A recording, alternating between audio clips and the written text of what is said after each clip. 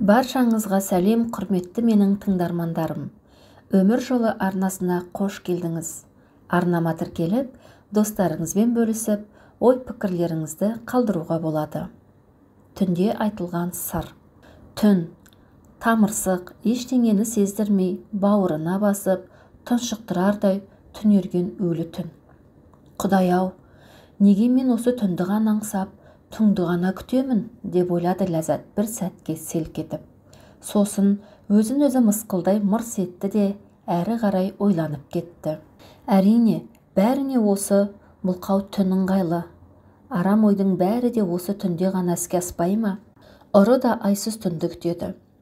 Зорлық пен зомбылық та, қанау мен тонау да, бәрі осы қараңғы түн қойнауында орын алады. Біздің отағасы да жатқан шығар осы түнде, тоқалдың жылы жұмсағына тойып. Осы ой келуі мұң екен, әлде жанын жеген мұң қайғысынан ба, онша арасын ажырата алған жоқ. Әйтеуір қос жанарына мөлдіреп жас толды. Өксіп жылаудан да қалған екем, деп ойлады бір сәт. Көзіме тек жас келеді де бірер тамып жоғалады.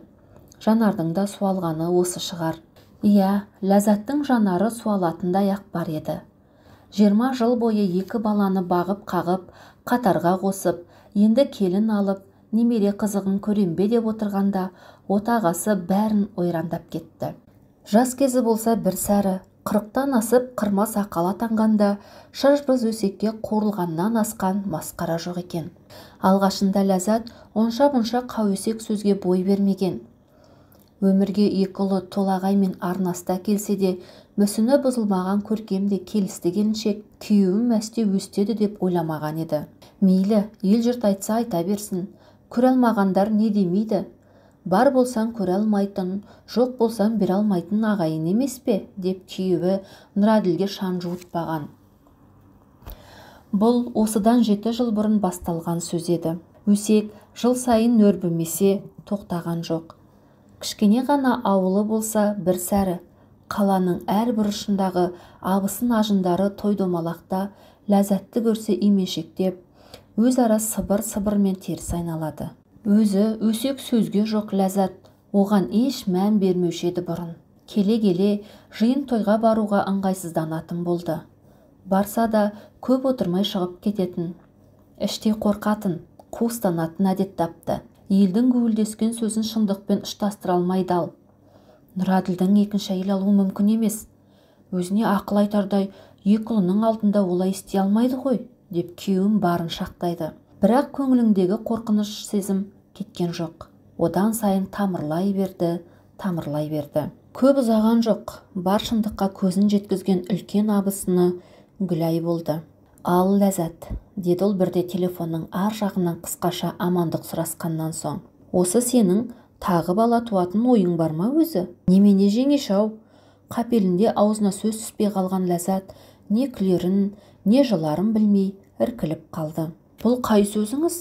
40-тан асқанда не көрініпті? Айтсам шағыстырғандай боламын.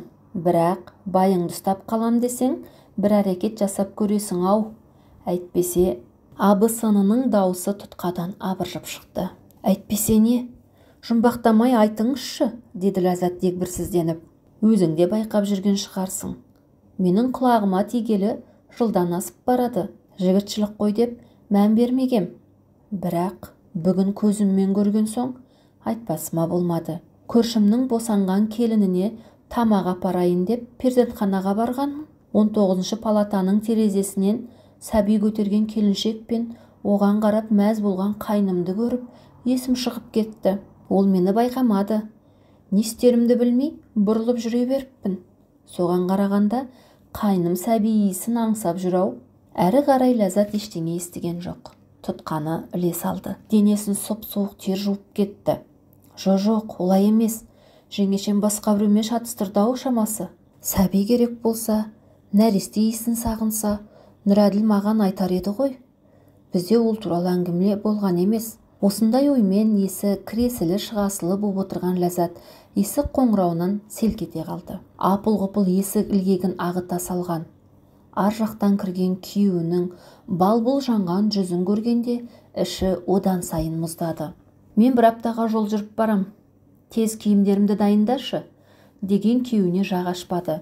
Әрдайымғы әдетінше жол сөмкені қамдай берді. Киімдерін қаптап, ыңғайлай бергенмен ойы сансаққа жүгірген. Не десем екен? Айғайлап шу шығару әдетінде жоқ. Қашанғысымен бірінші күйеуінен сөз күтеді. Нұраділ ештеңе деместен жуынуға кіріп кеткен. Тастаған киімдерінің арасынан тілдей қағазды көріп оқыған Ләззаттың жүрегі тас төбесіне шықты. Анықтама қағазы. Кәдімгі туу туралы куәліктің орнына берілетін анықтама қағазы. Шәріпов Алмас Нұраділұлы. Өз көзіне өзі сенген жоқ Ләззат. Жалма-жан қағазды көйлектің қалтасына сала салды. Жүрегі суылдап барады. Асыға аптыға жол сөмкені қамдап, бір орында айналшықтап шыға алмайды. Ойы сансаққа жүгірген, бір тоқтамға келе алар емес. Ол осылай әрі-сәрі күйде жүргенімен оны Нұраділ сезген де жоқ. Дайын дастарханға қарамастан шығып жүре берді. Шығып бара жатып, Ләззат, келген соң кең отырып сөйлесеміз, деді сөзін соңын салмақтап. Бітті, деді Ләззат ішінен. Бәрі бітті. Екінші әйеліне кетемін дейтін шығар. Апта айдай көрінді аласұрған келіншекке. Ержеткен екі ұлы анасының жағдайына қарар түрлері жоқ. Бірі сессияға дайындық, екіншісі жаттығу деп өз-өзімен әлек. Бір аптаның ішінде Ләззаттан өң қалмады. Ішінен өзегіне түскен құрттай болған сұраққа жауап табалар емес. Не болады, масқарай, екі ұлыма не бетімді айтамын? Бір қорқыныш, бір үміт артқан күнде алысқа ұзаған жоқ. Ләззат, мені түсінуге тырыс. Айғай шумен шешілетін тірлік емес. Екі ұлыма өзім айтам, еркек қой, түсінеді. Сен мені жек көрме. Кетіп қалғалы отырған жоқпын. Тек қана екінші отауым ғой. Дүние екеуіңе де жетеді. Ақыл дедің ғой, бәріне түсіністікпен қара. Тағдырымызға жазылғаны осы шығар. Ол да бәрін түсініп отыр. Нұраділ сөйлеп отырғанымен Ләззат оны естіп отырған жоқ. Ләм демеді. Орнынан тұрды да үйден шығып жүре берді. Содан бері талай уақыт өтсе де, қамыққан келіншек өз-өзімен алысып келеді. Сырттай бәрі жақсы, бәрі қалпында.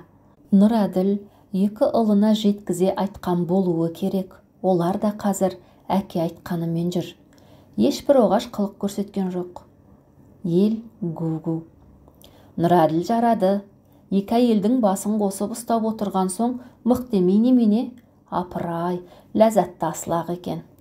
Басқа ел болғанда байын түтіп ақ жіберер еді-ау. Айтылған сөздерді есеп жоқ. Өсек өртеніп басылды. Қашанғы гулесін ел? Нұраділдің бір үйі екі үй боп шалқып отырса. Енді келін алуға дайындықты жасап жатыр ел қатарлы. Сырттай қарасаң, бәрі жақсы. Бір ғана Ләззат өзін өзі осынау бәйбіше тоқалға үйрете алмай келеді. Сырттай сабырлы, салиқалы көрінгенімен іші бықсыған түтін.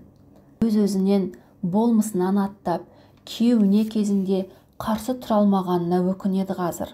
Күндіз сырт бейнесіне қарап, түнде осылайша өзін-өзі жегідей жеп қарадай күйінеді. 20 жыл аялаған жарын әлдекіммен бөлісуді санасына сыйғыза алмайды.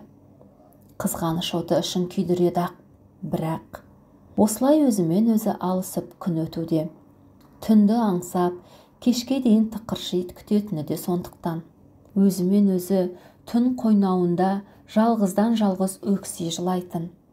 Әлдекімге шағынуға намысы, әдеп ары жібермей, оңашада түнге ғана сырын жаятын да еңірейді.